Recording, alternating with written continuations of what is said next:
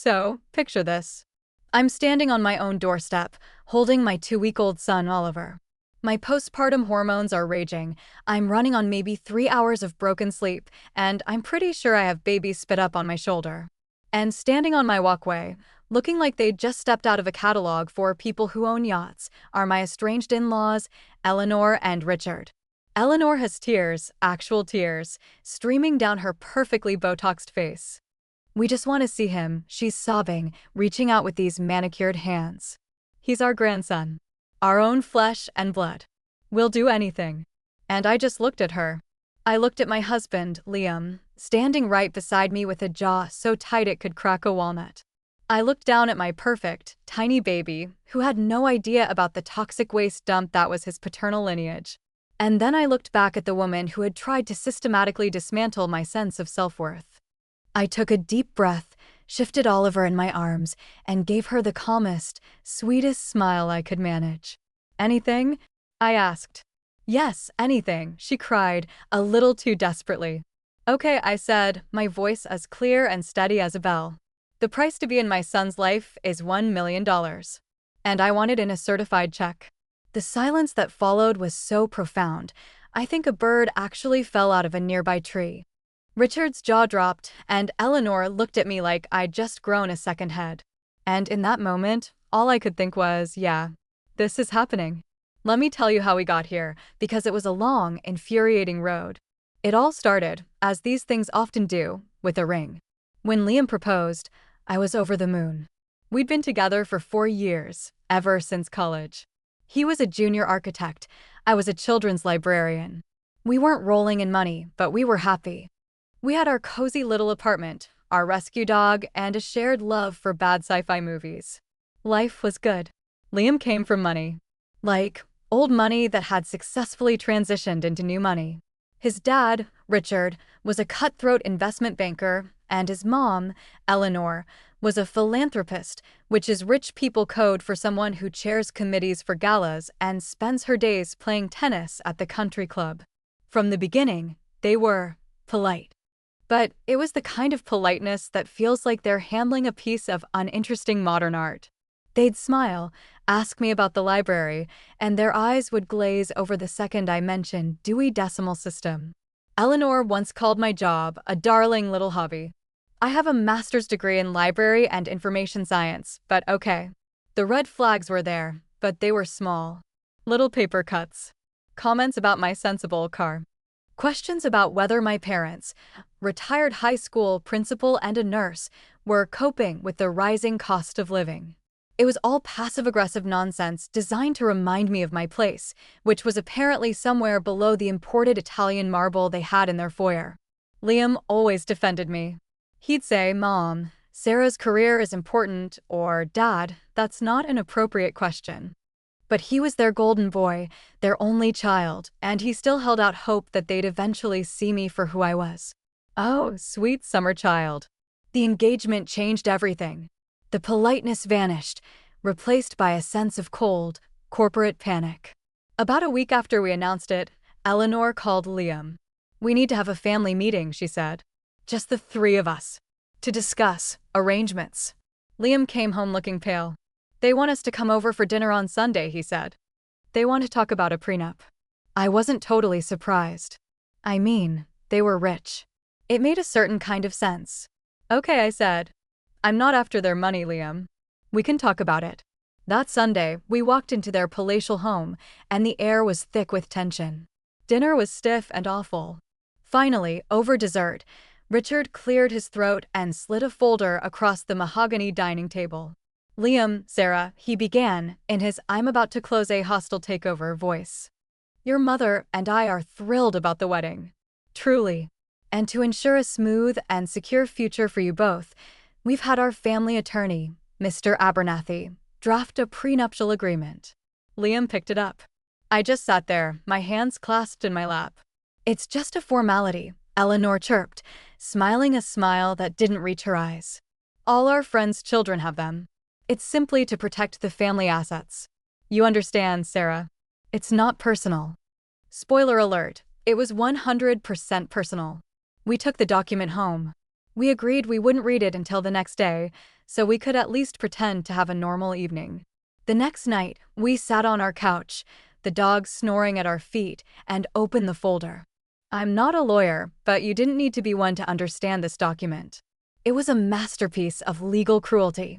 Basically, in the event of a divorce, I would walk away with nothing. Literally nothing.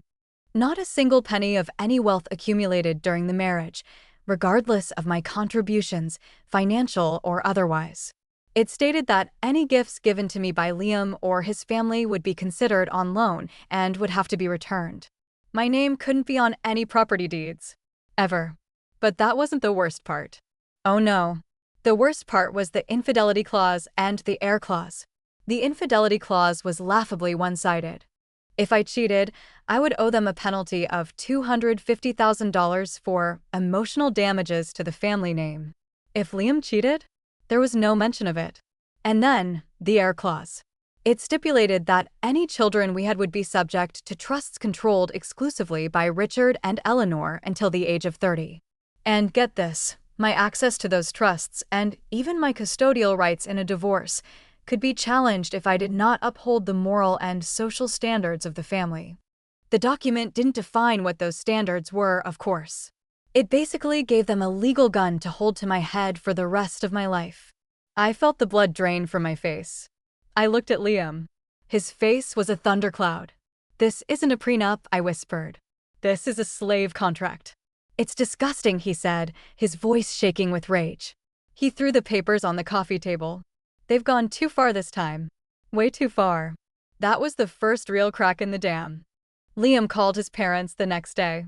He was furious. I could hear him shouting from the other room. "How could you do this? This is an insult to Sarah. This is an insult to me." Their response, which he relayed to me later, was infuriatingly calm. "We're just protecting you, son. She's a lovely girl, but you have to be practical. This is how the world works." We got a lawyer. A nice woman named Carol who looked at the document and literally whistled. "Wow," she said. "In 20 years of family law, this is in the top 5 most predatory prenups I have ever seen. This isn't designed to be signed. This is designed to make you run away. And maybe I should have. But I loved Liam. And Liam loved me. We decided to fight. We had Carol draft a counterproposal. A fair one. It protected his family's pre-existing assets, of course, but it recognized the marriage as a partnership. It established joint property for anything we earned together and had standard, fair clauses for everything else. We sent it over. The response from their lawyer was a single sentence: "Our clients do not accept your proposed amendments." This is when the escalation really began. The wedding planning was underway, and Eleanor had insisted on being heavily involved. She'd promised a lavish wedding at their country club, a gift to us. Now, that gift became a weapon. I'd pick a flower arrangement, and she'd say, "Well, we can discuss that after the legal matters are settled." I'd show her a dress I loved, and she'd purse her lips. "Let's not get ahead of ourselves, dear. We need to make sure everyone is aligned." Then came the phone calls. She started calling me when she knew Liam was at work. "Sarah," she'd say, her voice dripping with fake concern. "I'm so worried. This whole legal unpleasantness, it's putting such a strain on Liam. You wouldn't want to be the cause of a rift between a son and his parents, would you?" Another time, it was more direct. "You have to understand, from our perspective, a girl with your background, well, it raises questions. Signing the papers as they are would be a wonderful way to show everyone that your intentions are pure. That you're marrying Liam for love, not for a lifestyle." The sheer audacity was breathtaking. She was trying to gaslight me into thinking that signing a document that legally declared me worthless was the only way to prove I wasn't a gold digger. The logic was so twisted it could have been a pretzel. Liam and I were a team, but the stress was immense. We were fighting all the time, not with each other, but with them. Every conversation was a negotiation. Every family dinner was a battlefield. The breaking point, the straw that didn't just break the camel's back, but pulverized it into dust, came about a month before the wedding. We had refused to sign. They had refused to budge. Liam and I had a long, tearful conversation and made a decision. We didn't need their money. We didn't need their country club wedding. We would pay for it ourselves. It would be smaller, in the backyard of my parents' house, but it would be ours. Liam went to their house alone to tell them. He wanted to do it face to face. He said he wanted to give them one last chance to act like human beings. He was there for about an hour. When he came back to our apartment, he looked broken. I'd never seen him like that before. His face was white and his hands were trembling. What happened? I asked, rushing over to him. I told them, he said, his voice hollow. I told them we were canceling the club and paying for our own wedding. That we didn't want their money. And Mom started crying. Dad got quiet. They asked me to reconsider. I told them no. I said the only thing they could do to fix this was to tear up that prenup and apologize to you. He took a shaky breath. I went to use the restroom before I left. And I heard them talking in the study. They didn't know I was still there. He looked at me, his eyes filled with a pain that I could feel in my own chest. I heard my mother say, "Don't worry, Richard. Let him have his little rebellion. He'll marry the girl. But she's not one of us. She won't last. Once the reality of a life without our support sets in, he'll get tired of her working-class mentality. This is just a temporary phase." He swallowed hard. Then my dad said, "I hope you're right." And my mom said, "I know I am." In the meantime, the prenup stands. It's an insurance policy. She's worth nothing to this family, so she should get nothing from it. Asterisk, she's worth nothing to this family. Asterisk. The words just hung in the air between us. It wasn't about the money. It was never about the money. It was about control. It was about class. It was about them thinking I was some kind of disposable garbage, tainting their precious bloodline. In that moment, something inside me didn't break. It hardened. It turned to steel. The hurt and the anger clarified into a cold, diamond-hard resolution. I looked at Liam. "Okay," I said. "That's it. We're done." "What do you mean?" he asked. "I mean we are done," I repeated, my voice stronger now. "No more phone calls. No more dinners. No more trying to make them understand. They've shown us who they are. Now we believe them." A look of profound relief washed over his face. "Okay," he whispered. "So, here's what we did. We didn't just cancel the country club. We canceled the whole wedding." My parents, bless their hearts, understood completely once we explained. We lost a few deposits, but it was a small price to pay for freedom. 2 weeks later, Liam and I drove to the courthouse with my parents and 2 of our closest friends as witnesses. I wore a simple white sundress. He wore a linen shirt. We said our vows, we cried, we signed the papers, and we went out for pizza afterward. It was the most perfect, joyful day of my life. That night, we sent one and only one communication to Eleanor and Richard. It was a single text message sent to both of them, containing a picture of us on the courthouse steps, holding our marriage certificate, smiling. The caption was, "We're married." Then we blocked their numbers. We blocked their email addresses. We blocked them on every form of social media. We went completely, totally, unequivocally no contact. The first few months were a storm. They tried everything. They called Liam's work phone. They sent letters by a courier. They sent flying monkeys, cousins, aunts, old family friends to try and talk to us. The messages were always the same. "Eleanor is devastated. You're breaking your mother's heart. How could you be so cruel as to cut your parents out on your wedding day?" We never responded. Not once. We built our fortress of silence, and inside it, we built our life. And you know what? It was wonderful. Without their constant judgment and manipulation, Liam thrived. He left the corporate firm where his dad had gotten him a job and joined a smaller, more creative studio where he was genuinely happy. I got a promotion at the library. We saved our money, and 2 years later, we bought a small house in a quiet neighborhood with our own money, on our own terms. We were happy. Genuinely, deeply happy. We almost forgot about them. Almost. 3 years after we went no contact, I found out I was pregnant. It was the most incredible news. We were terrified and excited. And we made a pact that poison would never touch our child. Our baby would be raised in a house filled with love and respect, not judgment and transaction. We didn't announce it on social media, but news travels.